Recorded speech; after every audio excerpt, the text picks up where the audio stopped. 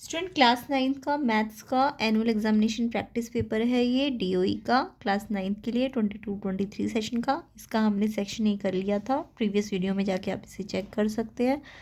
आज हम करेंगे इसका सेक्शन बी, तो इसके सब सोल्यूशन आपको मिल जाएंगे पार्ट 1 में।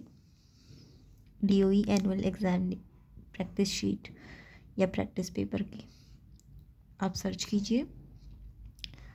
अब हम करेंगे इसका सेक्शन बी। सेक्शन बी के अंदर 21 क्वेश्चन देखिए क्या है। आपको ये डायग्राम दिया हुआ है, इन्होंने बोला ABCD के पैरेललोग्राम है जिसमें एंगल ATC दिया हुआ है 105 ये वाला। एंड देन आपको बोला AB साइड को हमने प्रोड्यूस किया E तक। As shown in the figure find the value of x and y की वैल्यू फाइंड करनी है। तो आपको ये एक पैरेललोग्राम दिया है ABCD, तो पैरेललोग्राम की प्रॉपर्टी आपको आनी चाहिए। क्या होती है पैरेललोग्राम की प्रॉपर्टी? फर्स्ट इसके जो अपोजिट एंगल होते हैं वो इक्वल होते हैं, ठीक है।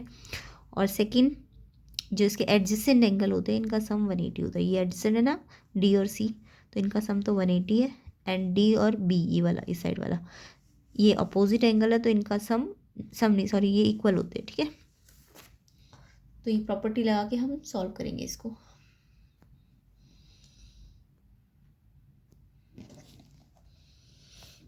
तो देखिए इसका सोल्यूशन कैसे करना है। तो सबसे पहले तो हमें एक पैरेललोग्राम दिया है,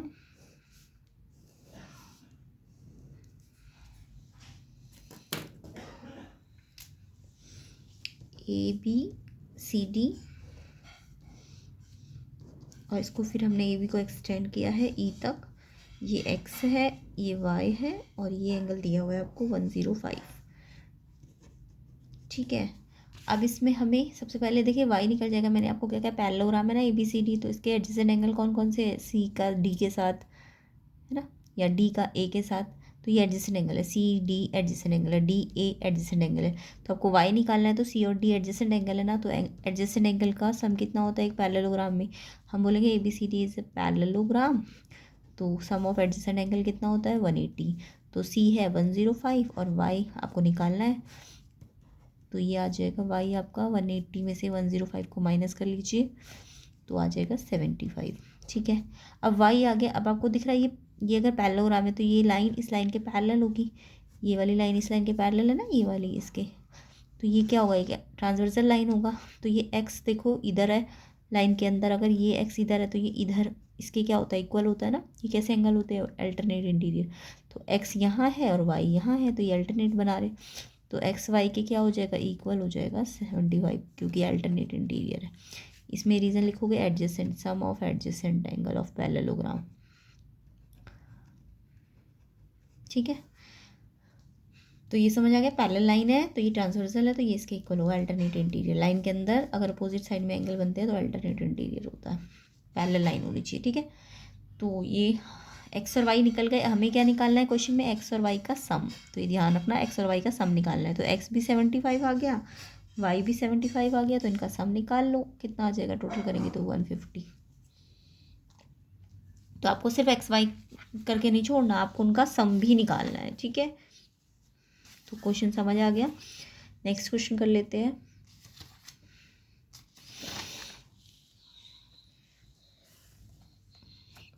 इसका चॉइस वाला क्वेश्चन है। नेक्स्ट यहाँ पे आपको एक स्क्वायर दिया हुआ है, ABCD स्क्वायर है, और आपको देखो स्क्वायर में ये तो डायगोनल तो ज्वाइन कर रखा है AC, बट ये D जो यहाँ से यहाँ तक ये डायगोनल थोड़ा ना है, ये ऐसे है। तो ये X निकालना है इस साइड वाला। तो कैसे निकालेंगे? तो जब रेक्टेंगल दिया है या स्क्वायर दिया है तो उसका एंगल यूज़ करेंगे हम। स्क्वायर का एंगल, हर एक एंगल कितने का होता है? 90, यानी एंगल D भी 90, एंगल C भी 90, एंगल A भी 90, एंगल B भी 90 है, ठीक है। एक तो स्क्वायर से ये पता चल रहा है कि इसके सारे एंगल 90 के हैं। दूसरा क्या पता चल रहा है? अगर ये स्क्वायर का डायगोनल है ये वाला, तो डायगोनल क्या करता है? इस एंगल को बाइसेक्ट करता है, ये पता है ना। स्क्वायर का डायगोनल इसके एंगल A को बाइसेक्ट करेगा ये, ठीक है। ऐसे ही C को भी बाइसेक्ट करेगा। तो इस प्रॉपर्टी का यूज़ करना है हमको। क्वेश्चन नंबर 21 का चॉइस वाला क्वेश्चन है ये। तो एक स्क्वायर गिवन है आपको, डायगोनल तो ये वाला डायगोनल बना दिया इन्होंने, बट ये डायगोनल नहीं बनाया, ये ऐसे बना दिया यहाँ पे, और ये एंगल X दिया हुआ है, ठीक है। ये X आपको निकालना है। मान लो ये E पॉइंट है, आपको ये X दिया है। अगर आप ये पूरा ट्राइंगल देखो ये वाला, है ना, ये वाला, क्योंकि एक्स तो इसी ट्रायंगल में आ रहा है। तो ये एंगल तो पता है 90 है क्योंकि स्क्वायर है ना। आपको ये मालूम करना है पहले तो, सोचो कैसे मालूम कर सकते हो। अब मैंने अभी आपको क्या कहा है, स्क्वायर में एक और प्रॉपर्टी होती है, स्क्वायर का ये जो डायगोनल होता है, स्क्वायर का डायगोनल होता है, ये इसको क्या करता है, बाइसेक्ट करता है। यानी ये एंगल 1 2 के इक्वल होगा और एंगल 3 4 के इक्वल होगा। ये प्रॉपर्टी होती है स्क्वायर के डायगोनल की, ठीक है। तो अगर ये एंगल इसके इक्वल है और ये एंगल इसके इक्वल है, तो सोचो ये कैसे निकलेगा। देखो इसमें हमें ये तो पता है 90, बट ये भी नहीं पता और ये भी नहीं पता, और ये कैसे निकाले हम। तो अगर हम एक कंस्ट्रक्शन कर ले इस क्वेश्चन में, ये ई एफ मान लो पैरेलल कर ले, ई एफ पैरेलल कर ले सी डी या ए बी के, सी डी या फिर ए बी। तो अगर इसके पैरेलल किया है तो ये जो सी डी ई एफ है, सी डी एफ ई, ये क्या बन जाएगा, एक पैरेललोग्राम, और इसके क्योंकि एंगल 90 है तो ये एक रेक्टेंगल बन जाएगा, है ना।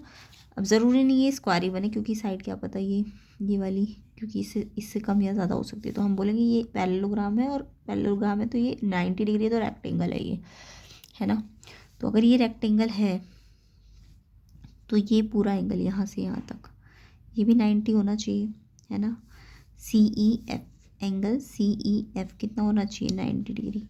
अब ये वाला हिस्सा जो है, ये वाला हिस्सा तो एक्स है, इधर वाला हिस्सा कैसे आएगा, ये वाला हिस्सा पूरे 90 में से एक्स को माइनस करके आएगा, क्योंकि एक्स तो सिर्फ इतना ही है ना, ये पूरा 90 है और इतना एक्स है, तो ये कैसे आएगा 90 माइनस एक्स करके। तो इसका नाम है F E D, angle F E D. ये कितना है 90 माइनस एक्स, तो 90 माइनस एक्स है। अब ये जितना है ये भी उतना ही होगा, अल्टरनेट इंटीरियर, ये लाइन पैरेलल है और ये ऐसे, तो ये अल्टरनेट है, तो ये भी जो है हमारा angle E D C, E D C ये भी कितना हो जाएगा 90 माइनस एक्स, ठीक है।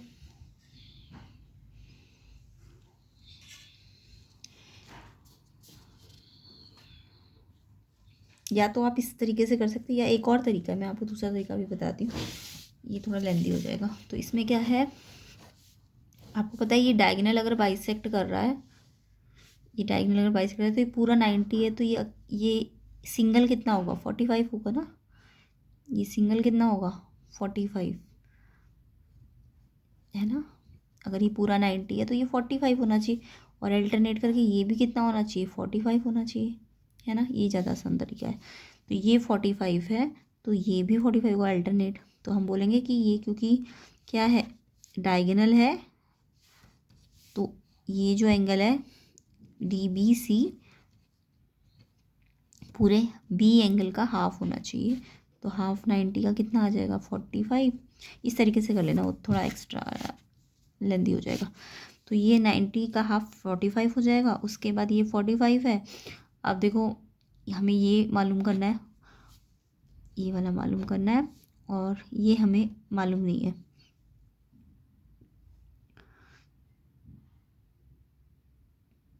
अब पहले आप ये वाला ट्रायंगल देखो, इसमें ये आपको 105 दिया था ना, इसका यूज़ करेंगे हम। तो इस ट्रायंगल में ए ओ है ना, ये ट्रायंगल ए ओ डी, ए इसका भी तो हमें यूज़ करना है ना इस 105 का। तो इसमें हमें दिख रहा है 2 एंगल पता चल गया, तीसरा निकल जाएगा। तो 105 plus 45 plus angle D A O कितना होता है 180, तो डी ए ओ एंगल कितना आ जाएगा 180 में से माइनस कर दो 150, ये 150 है तो ये आ जाएगा 30। तो यानी ये एंगल मिल गया मुझको 30। अब देखो मुझे यही तो चाहिए एक्स, तो मैंने क्या कहा था शुरू में, ये वाला ट्रायंगल लेना पड़ेगा, है ना। तो ये ट्रायंगल लेंगे ए डी सी, तो थोड़ा लेंदी है क्वेश्चन, थोड़ा दिमाग लगाना पड़ेगा। ए डी सी में आपको ये 90 मिल गया, ये 30 मिल गया, तो एक्स निकल जाएगा। तो 180 माइनस 120, तो ये आ जाएगा 60। ठीक है। तो बस आपको ये समझ में आना चाहिए कि स्क्वायर की क्या क्या प्रॉपर्टी होती है। एक तो उसका एंगल 90 होता है हर एक एंगल। उसके अलावा ये जो एंगल को डायगनल क्या करता है, इस एंगल को बाइसेक्ट करता है, यानी ये 45 आ जाएगा। अब ये 45 है तो ये अल्टरनेट से 45 हो जाएगा, है ना। और ये 45 है। अब आपको ये निकालना था तो ये वाला रेक्टेंगल चाहिए था, सॉरी ये वाला ट्राइंगल चाहिए था। तो इसमें आपको ये पूरा तो पता है 90 है, बट ये 45 है। बट ये कैसे निकलेगा, तो ये निकालने के लिए ये एंगल हमें दिया था, तो ये वाला ट्राइंगल ले लेना। ये निकल गया इस ट्राइंगल से। उसके बाद अब ये वाला ट्राइंगल ले लेना, ठीक है।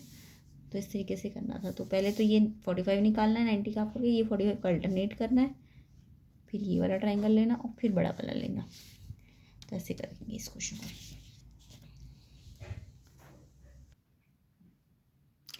नेक्स्ट क्वेश्चन देखते हैं। If two lines intersect each other then prove that vertically opposite angles are equal.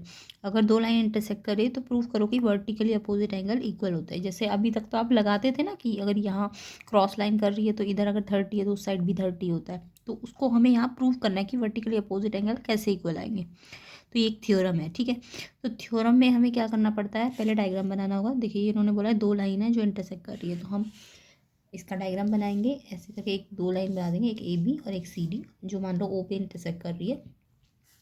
अब हमें थ्योरम में जब डायग्राम बन जाता है तो उसके बाद गिवन लिखना होता है। क्या गिवन है क्वेश्चन में, lines A B and C D intersect कर रही है एट ओ। और प्रूफ क्या करने को बोल रहे हैं, वर्टिकली अपोजिट इक्वल होते हैं। तो वर्टिकली कौन से पेयर होते हैं, ये वाला एंगल है तो ये वाला, ये इसके इक्वल प्रूफ करना है। और ऐसे ये वाला pair A O D B O C के इक्वल करना है। तो ये हमें यहाँ पे इक्वल प्रूफ करने हैं, ठीक है। तो इस थ्योरम को प्रूफ करने के लिए हम ना लाइन वाली प्रॉपर्टी लगाएंगे। देखो ये सी डी एक लाइन है ना, मान लो ये एंगल 1 है, ये 2 है, ये 3 है और ये 4 है। तो अगर सी डी एक लाइन है तो 1 और 2 का सम कितना आना चाहिए, 180। तो 1 और 2 का सम कितना आ जाएगा, 180, ठीक है। हम बोलेंगे C D is a line. Same ऐसी अगर सी डी लाइन में हमने 1 2 लिया है, तो अगर मैंने 1 को 2 के साथ लिया, अब मैं 2 को अगर 3 के साथ लूँ तो इनका सम भी 180 होगा। तो अब की बार कौन सी लाइन लेनी है, ए बी। तो ए बी लाइन में 2 और 3 का सम 180। तो हम बोलेंगे एंगल 1 प्लस एंगल 2 कितना है, ये भी 180 है। ए बी से लाइन है अब की बार। अब अगर हम दोनों इक्वेशंस को कंपेयर करें, एंगल 1 और 2, ये 2 और 3 का, सॉरी पहले हमने 1 और 2 लिया था ना, 1 और 2 लिया था, अब 2 और 3 लिया है। तो 1 और 2 का सम भी 180 था, लाइन लीनियर प्रॉपर्टी, ठीक है, लीनियर प्रॉपर्टी। और 2 और 3 का सम भी 180 है। अब देखो ये फर्स्ट इक्वेशन थी और ये सेकंड थी। अब यहाँ पे हमें दिख रहा है अगर हम इन दोनों इक्वेशन को कंपेयर करें तो देखिए इसका राइट हैंड साइड इस राइट हैंड साइड के इक्वल है, यानी ये भी 180 और ये भी 180 है। तो अगर left right hand side equal है तो लेफ्ट हैंड साइड को भी हम इक्वल कर देंगे। 1 + 2 किसके इक्वल हो जाएगा, इसका लेफ्ट हैंड साइड इसके लेफ्ट हैंड साइड के इक्वल हो जाएगा, ठीक है। फ्रॉम फर्स्ट एंड सेकेंड बोल देंगे, क्योंकि इस राइट हैंड साइड अगर इक्वल है तो लेफ्ट हैंड साइड भी इक्वल होनी चाहिए, ठीक है। तो 2 से 2 क्या हो गया, कैंसिल। तो 1 किसके आ गया, 3 के। अब 1 का नाम क्या था, देखो 1 का नाम पढ़ो, 1 का नाम क्या था, ए ओ सी, और 3 का नाम क्या था, बी ओ डी। तो हम बोलेंगे ए ओ सी इक्वल आ गया बी ओ डी के, ठीक है। यही तो प्रूफ करना था। और सिमिलरली जो दूसरा पेयर है, कौन सा वाला था दूसरा पेयर, ए ओ डी और बी ओ सी, वो भी इक्वल हो जाएगा, उसको करने की ज़रूरत नहीं है, ये हो गया तो ये भी इसके। तो हेंस प्रूव्ड। तो इस तरीके से हम थ्योरम के पूरे स्टेप करते हैं, ठीक है। तो ये थ्योरम इंपॉर्टेंट होती है जिसमें वर्टिकली अपोजिट एंगल इक्वल करना होगा। तो ये थ्योरम को आप अच्छी तरह से रिवाइज करेंगे, ये आती है एग्जाम में। नेक्स्ट क्वेश्चन देख लेते हैं, question number 23। With the help of figure ये देखो आपको कोऑर्डिनेट प्लेन दिया हुआ है। तो इसमें आपको क्या क्या पूछा है, coordinate of B, coordinate of C. पहले तो बी के कोऑर्डिनेट और सी के कोऑर्डिनेट पूछे, उसके बाद आपको कोऑर्डिनेट गिवन और पॉइंट पूछा है। तो ऐसा क्वेश्चन बुक में है ना। तो पहले आप बी के कोऑर्डिनेट बताओगे। तो बी के कोऑर्डिनेट देखो ये ग्राफ है, ये इसका एक्स एक्सिस है, ये वाई एक्सिस है, बी का यहाँ पे है। अब देखो बी में पहले एक्स वाला पॉइंट ढूंढते हैं, बी का एक्स पॉइंट यहाँ पे एक्स एक्सिस पे मिलेगा, तो यहाँ पे है ना ये बी का एक्स एक्सिस पे पॉइंट कितना है, ये बी का -5, और वाई एक्सिस पे देखो बी को कितना है 2, तो हम बोलेंगे -5, 2। तो बी के कोऑर्डिनेट क्या हो जाएंगे, -5 तो एक्स कोऑर्डिनेट था और +2 वाई कोऑर्डिनेट है इसका। फिर आपको पूछा है इसमें कोऑर्डिनेट सी की, तो सी के कोऑर्डिनेट भी देखिए कहाँ पे है, सी कहाँ पे है, ये रहा। ठीक है, सी देखो एक्स एक्सिस वाली लाइन पे सी कितना है, सी कितना है एक्स एक्सिस पे 5, और वाई एक्सिस ये होता है ना नीचे वाला, ये वाई एक्सिस पे ये सी यहाँ से एक्स एक्सिस पे 5 है और वाई एक्सिस से कितना है -5। तो पहले एक्स वाला पॉइंट लिखते हैं, सी एक्स पे 5 है और सी वाई पे -5 है, तो पॉइंट मिलेगा 5 और -5। तो आपको ये याद रखना, पहले एक्स वाला पॉइंट लिखना होता है। ठीक है, यानी एक्स पॉइंट को एब्सिसा कहते हैं, वाई पॉइंट को हम ऑर्डिनेट कहते हैं। अब उसके बाद हमें अब की बार पॉइंट्स दिए थे तो कोऑर्डिनेट निकालने थे, अब की बार आपको कोऑर्डिनेट दिए और आपको पॉइंट बताना है। तो देखो पहला कोऑर्डिनेट है -3 -5, एक्स का -3 और वाई का -5। तो एक्स का -3 कहाँ पे होता है, ये एक्स एक्सिस है ना, तो एक्स का -3 ये रहा, लेकिन अभी ख़त्म नहीं हुआ। वाई का कितना बोला है, वाई का आपको बोला है -5, तो एक्स का -3 और वाई पे माइनस पे जाना है ना, तो वाई का माइनस तो नीचे मिलेगा, यानी कि ई पॉइंट है, एक्स का तो -3 है इस पे और वाई का कितना है -5 है ना, ई पॉइंट पे एक्स -3 और वाई कितना है -5, तो ई पॉइंट है यानी कि। तो अगर आपको -3 -5 वाला पॉइंट ढूंढना है तो वो कौन सा पॉइंट होगा, ई पॉइंट। एक और पॉइंट ढूंढना है अब आपको, 2 -4, एक्स का +2 और वाई का -4 है। पहले एक्स के +2 पे जाओ, एक्स का +2 ये एक्स एक्सिस है, इसका +2 ये रहा, और वाई का कितना था -4, वाई का माइनस नीचे मिलेगा, तो एक्स के 2 पे ऐसे ऐसे जाके वाई के किस पे आ जाओ, -4 पे, ये रहा। तो कौन सी पॉइंट पे आ रहा है ये दोनों, एक्स का 2 और वाई का -4, जी पॉइंट पे है ना, तो जी इसका आंसर होगा। तो 2 और -4 कौन सा पॉइंट है, जी। तो ये था क्वेश्चन नंबर हमारा 23। ठीक है, तो इस तरीके से आपको या तो पॉइंट दिए होंगे तो कोऑर्डिनेट बताने, या कोऑर्डिनेट दिए होंगे तो आपको पॉइंट पहचानने। ये याद रखना, हमेशा एक्स वाला पॉइंट पहले लिखना होता है और वाई वाला बाद में। मान लो इस क्वेश्चन में, मान लो अगर एम पॉइंट पूछ लेते, एम पॉइंट, तो आप क्या बोलते, देखो इसमें एम पॉइंट ये एक्स एक्सिस पे है ना, एम पॉइंट एक्स एक्सिस पे है, तो अगर कोई पॉइंट एक्स एक्सिस पे है तो उसमें एक्स तो होगा -3 बट वाई नहीं होगा, तो इसका कोऑर्डिनेट क्या होगा, -3, 0। ठीक है, ऐसे ही अगर कोई पॉइंट मान लो वाई एक्सिस पे, ये देखो एल पॉइंट वाई एक्सिस पे है, तो इसमें एक्स नहीं है ना, वाई एक्सिस पे अगर ये पॉइंट है तो इसमें पहले तो एक्स वाला लिखना चाहिए, बट एक्स तो यहाँ पे 0 है, तो वाई एक्सिस पे एक्स 0 है और एल कितना दिया हुआ है 5, यानी एल का वाई कितना दिया हुआ है 5, तो इस एल का कोऑर्डिनेट क्या हो जाएगा, 0, 5। ठीक है, तो ऐसे याद रखना है आपको। नेक्स्ट क्वेश्चन देखो, question number 24, prove that equal cord of a circle subtend equal angles at the centre. ये आपका सर्कल वाले चैप्टर से थ्योरम है, जैसे अभी लाइन वाले चैप्टर से तो ये वाली थ्योरम आ गई ना, इंटर्स वर्टिकली अपोजिट, ऐसे ही सर्कल वाले चैप्टर में ये थ्योरम होती है, तो लाइन और ट्राइंगल और सर्कल वाले चैप्टर में आपको थ्योरम आनी चाहिए। ठीक है, तो ये आपको बोला इक्वल कॉर्ड है सर्कल में, वो इक्वल एंगल बनाती है एट द सेंटर, तो इंपॉर्टेंट है ये थ्योरम। ऐसे ही ये भी एक थ्योरम है क्वाड्रिलेटरल वाले चैप्टर में, अगर नॉन पैरेलल साइड है ट्रापीजियम की तो वो इक्वल होती है, तो वो साइक्लिक होता है। तो दोनों देखिए कैसे करने हैं।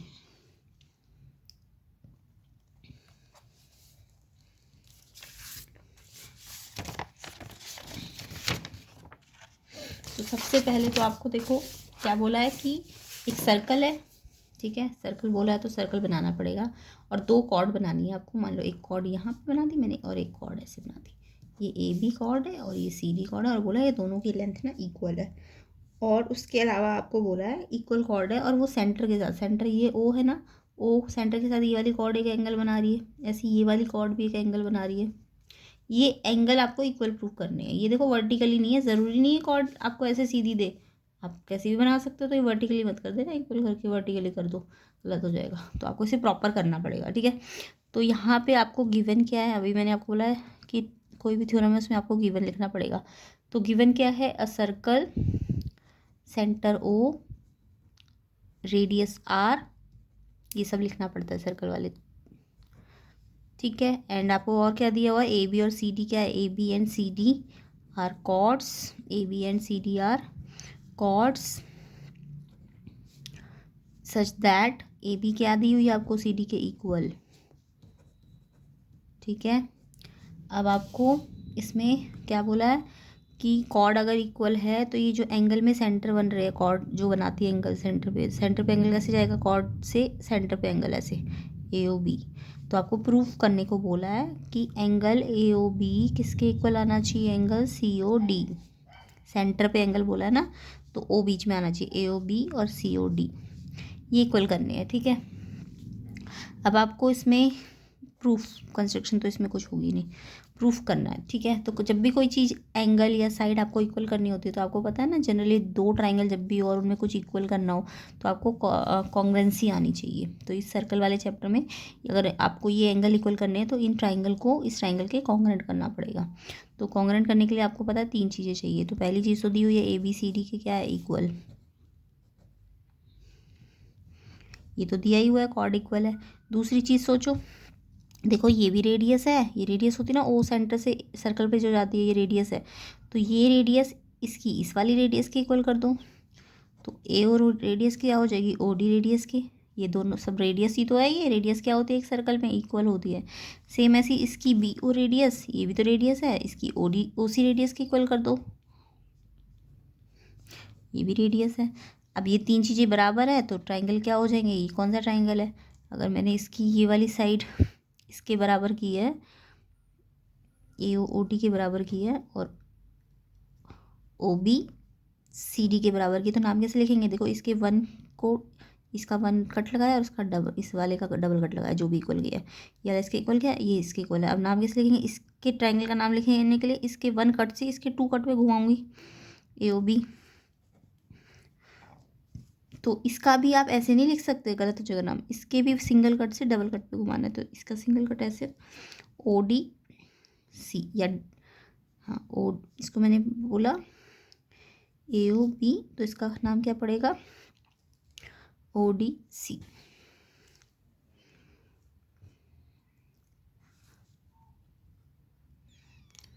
तो देखिए इसमें ये इसके इक्वल था और ये इसके इक्वल है, इसके इसके नहीं है, इसके है। तो अगर ये इसके इक्वल है तो नाम इसको 1 कट से ऐसे डबल कट पे घुमाए, तो इसको भी 1 कट से डबल कट पे घुमाना है, तो इसका नाम क्या होगा, डी ओ सी, डी ओ सी, ठीक है। तो ये ट्राइंगल कॉन्ग्रुएंट है साइड साइड साइड से।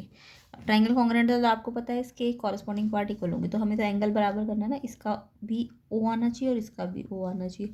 तो इसका ओ देखो यहाँ है ना सेकंड नंबर पे, तो इसका भी ओ सेकंड नंबर पे तो आ रहा है, तो यानी कि इसका एंगल ए ओ बी किसके इक्वल हो जाएगा, एंगल डी ओ सी, यानी ओ एंगल के इक्वल हो जाएगा, सी पी सी डी। और यही तो हमें प्रूफ करना था, तो हम बोल देंगे हैंस प्रूफ्ड। तो ऐसे करके ये पूरी थ्योरम होती है, इंपॉर्टेंट है ये थ्योरम, आपको आनी चाहिए। नेक्स्ट क्वेश्चन देखिए ट्रेपेजियम वाला। तो देखिए यहाँ पे आपको एक A B C D trapezium दिया हुआ है इस वाली थ्योरम में, ठीक है। इन्होंने बोला है कि अगर नॉन पैरेलल साइड ट्रेपेजियम की इक्वल है और तो प्रूव करो ये साइक्लिक होता है। तो पहले एक ट्रेपेजियम दिया है, उसकी नॉन पैरेलल साइड बोला इक्वल है और प्रूव क्या करना है, वो साइक्लिक है। तो ये भी एक थ्योरम ही है, तो इसको लिए हमें पूरे स्टेप करने पड़ेंगे। पहले डायग्राम बना लो, एक ट्रेपेजियम बना दिया हमने, ठीक है। क्वेश्चन में आपको गिवन क्या है, ABCD ट्रेपेजियम है, अगर ट्रेपेजियम है तो इसकी एक साइड पैरेलल होती है, तो ये वाली साइड इसके पैरेलल कर दी हमने। और कंडीशन क्या दी है, इसकी नॉन पैरेलल साइड, यानी ये वाली इसके इक्वल है, ठीक है। अब हमने ना इसमें प्रूफ क्या करना है, ये साइक्लिक है। ABCD साइक्लिक का मतलब क्या होता है, जब भी कोई क्वाड्रिलेटरल साइक्लिक होता है, मतलब वो सर्कल के अंदर चारों पॉइंट सर्कल को टच करते हैं, तो उसमें एक प्रॉपर्टी होती है कि इसके जो अपोजिट एंगल होते हैं ना साइक्लिक क्वाड्रिलेटरल के, वो इक्वल होने चाहिए। यानी ये इसके इक्वल होना चाहिए, सॉरी इक्वल नहीं, इनका सम 180 होना चाहिए, ये और ये इसका सम, या फिर इसका और इसका सम 180 होना चाहिए। तो हमें प्रूव क्या करना है, A + C 180 या B + D 180, इनमें से हमें ये प्रूव करना है, ठीक है। तो इसके लिए हमने एक स्पेशल कंस्ट्रक्शन करनी है, याद रखना आप। अगर हमें इसको साइक्लिक प्रूव करना है तो हमने क्या करना है, सी से ना एक लाइन ड्रॉ करनी है इस तरीके से कि जो सी एक्स होगी ए डी के पैरेलल आ जाए। यानी सी से हमने एक लाइन ड्रॉ करी, ठीक है। ऐसे ड्रॉ करो इस सी से लाइन को कि सी एक्स ए डी के पैरेलल हो, ठीक है। अब जब ये ड्रॉ करोगे ना आप, तो ये बी ए बी को जब आप बढ़ाओगे ना तो ये ई पॉइंट पर काट जाएगी। तो हमने ये कंस्ट्रक्शन लिख लेनी है कि हमने ऐसे कंस्ट्रक्ट करें कि सी एक्स ए डी के पैरेलल भी और इंटरसेक्ट कैसे को करे, अगर हम ए बी को एक्सटेंड करें तो किस पॉइंट पे इंटरसेक्ट करें, ई पॉइंट पे। तो ये कंस्ट्रक्शन आपको याद रखनी है थ्योरम में। अब प्रूफ पे आ जाते हैं। तो नेक्स्ट पार्ट होता है थ्योरम का प्रूफ। तो अभी आपको देखो दिख रहा है कि ये एक क्या है, पैरेललोग्राम बन गया ना ये वाला, क्योंकि ये तो पैरेलल था ही ऑलरेडी, ये लाइन इसके पैरेलल थी। अब ये वाली यानी ये आधी थी तो पूरी भी एक पैरेलल है, और ये वाली भी पैरेलल हो गई। तो हम बोलेंगे कि ये क्या है, एक पैरेललोग्राम है, ये इसके पैरेलल है और ये इसके पैरेलल है।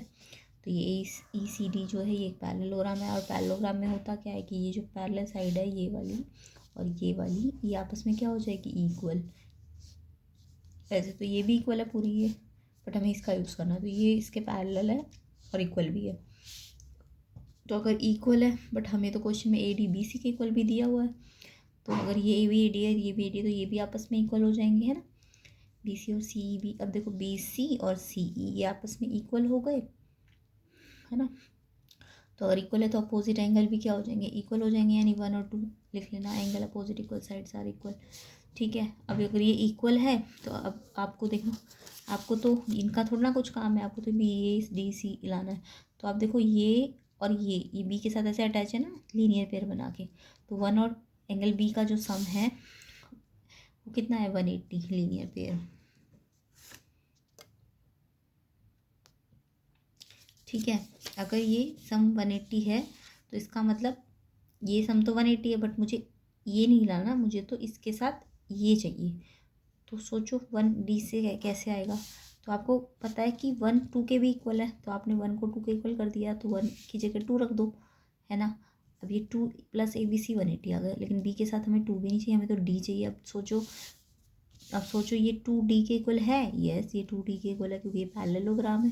पैरेललोग्राम में अपोजिट एंगल क्या होते हैं, इक्वल होते हैं। 2 डी के इक्वल हो जाएगा, तो यानी कि 2 डी के इक्वल रख दो। तो हम यहाँ लिख देंगे एंगल 2 इक्वल टू डी है, reason opposite angles of a parallelogram are equal. ठीक है, तो ये इसके इक्वल हो जाएगा। तो अब हमें डी और बी ही तो लाना था। देखो बी के साथ किसका सम लाना था, डी का, तो ये कितना आ गया 180। तो सिमिलरली हम बोल देंगे ए और सी का सम भी 180 है। तो इस तरह से प्रूव हो गया। तो ये थ्योरम है, इंपॉर्टेंट होती है, तो इसको आपको अच्छी तरह से रिवाइज कर लेना है। ठीक है, ये सारे इसके स्टेप है। नेक्स्ट क्वेश्चन देखते हैं इसका, सेक्शन बी का 25वां क्वेश्चन। इसके बाद सेक्शन सी हम नेक्स्ट वीडियो में करेंगे। तो यहाँ पे देखिए फाइंड करना है वैल्यू ऑफ 351 का होल स्क्वायर माइनस 350 का स्क्वायर। तो यहाँ पे आपको सिंपल है, वैसे तो ये बहुत आसानी से हो जाएगा क्वेश्चन, बट अभी फिलहाल मैं फॉर्मूला लगाती हूँ। ए स्क्वायर माइनस बी स्क्वायर का फॉर्मूला क्या होता है, देखो। तो 351 का स्क्वायर माइनस 350 का स्क्वायर, क्वेश्चन नंबर है ये 25। तो देखो ये आइडेंटिटी है ना, ए स्क्वायर माइनस बी स्क्वायर क्या होती है आइडेंटिटी, एक बार प्लस एक बार माइनस। तो फिर मैं इसकी लास्ट में एक सिंपल ट्रिक भी बताती हूँ। तो देखो ये क्या है, ए, एक बार ए, ये अंदर जो ब्रैकेट है वो ए है, तो ए को एक बार बी के साथ प्लस करो और फिर मल्टीप्लाई, बीच में मल्टीप्लाई है, फिर ए को ही बी के साथ क्या करो, माइनस करो। अब आपको दिख रहा है माइनस, तो ये देखो इसका कॉन्जिक्यूटिव ही तो है, ये इसके बाद ही तो आता है, तो ये तो माइनस करके हर बार 1 देगा। अगर कोई भी कॉन्जिक्यूटिव ऐसे उसमें, जैसे मान लो 7 है और 7 के साथ ना पहले 8 है और उसके पीछे उसका कॉन्जिक्यूटिव दे दिया, यानी कि उसका बैक जो बिल्कुल उसके बाद आए, अब यहाँ पे माइनस लगा दिया, तो आप आइडेंटिटी लगा दो। बट ये वाला जो माइनस वाला पार्ट होगा वो तो हमेशा ही क्या आएगा, 1 ही आएगा, क्योंकि ये इसका कॉन्जिक्यूटिव ही तो है, ये 7 इसके बाद आता है, 8 7 के बाद आता है ना, तो ये तो हमेशा 1 ही आएगा। तो यानी सिंपल ट्रिक है कि इनको और इसको ना सिर्फ प्लस करना है आपको। तो अगर ये 1 नंबर का क्वेश्चन है ना, तो इतना लंबा करने की जरूरत नहीं है। आपको जब भी दिख रहा है ये इसके बाद ही तुरंत वाला और स्क्वायर ये वाली आइडेंटिटी बन रही है, तो आपको ये माइनस वाली लेनी नहीं है, आपको सीधा इन ए और बी को क्या करना है, प्लस। ये शॉर्ट ट्रिक है इसकी। तो प्लस करके कितना आएगा, 700। तो आंसर आपका 701 ही होगा। तो आई होप ये क्वेश्चन आपको समझ आ गए होंगे। अब इसका नेक्स्ट पार्ट हम सेक्शन सी करेंगे नेक्स्ट वीडियो में। तो आप चैनल को सब्सक्राइब भी कर देना, वीडियो को शेयर ज़रूर करना, ताकि इसकी वीडियो मतलब इसके सारे जो भी सॉल्यूशंस हैं हम और भी सैम्पल पेपर करेंगे वो औरों तक भी पहुंच सके और आप अपनी एग्ज़ाम की प्रिपरेशन अच्छी तरह से कर पाए। तो इसको आपको शेयर करना है, ठीक है, और अच्छी तरह से प्रैक्टिस करनी है ताकि आपके अच्छे मार्क्स आए।